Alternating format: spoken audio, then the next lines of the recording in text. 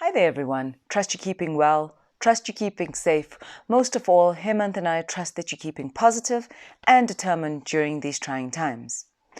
So, during these trying times, we started speaking about how important leadership is.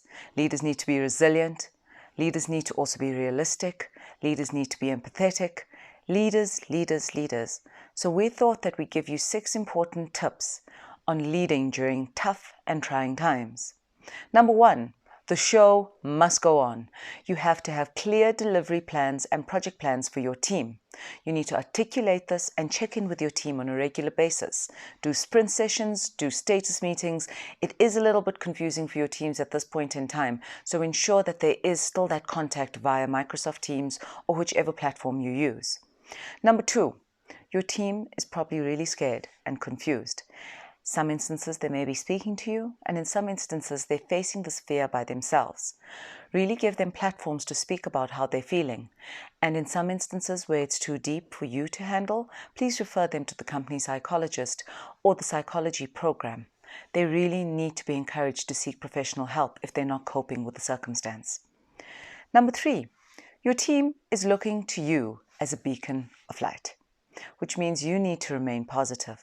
But you also need to remain realistic. You need to really consider, how do you encourage your team during this moment in time? For example, I shout out to the standouts, and as does every team member in my team. It's even the smallest of things that you need to shout out and encourage your team over during these tough times. Look at the positive and find the great things that your team is doing during this period. Number 4, your leadership style and your leadership values should not shift during this period. That's the one consistency that should remain within your team and your team functioning. So for example, my leadership values and style is about transparency, accountability, empathy, and really being human about the circumstance. So that's not going to shift no matter what, whether I'm in the office or whether I'm chatting via Microsoft Teams. Now, the 5th point is that whilst your leadership style and your values may not shift, your leadership approach may shift. And that's something I found that I'm doing over the past few days. So you may have to step in a lot more and fill in a gap, or you may need to step back and trust your team a whole lot more. It's remote working. Your team has a lot more independence. So you really need to look at the scenario and the circumstance, look at the meetings, look at the deliverables, and understand what's your place and what's your approach to leadership in this circumstance.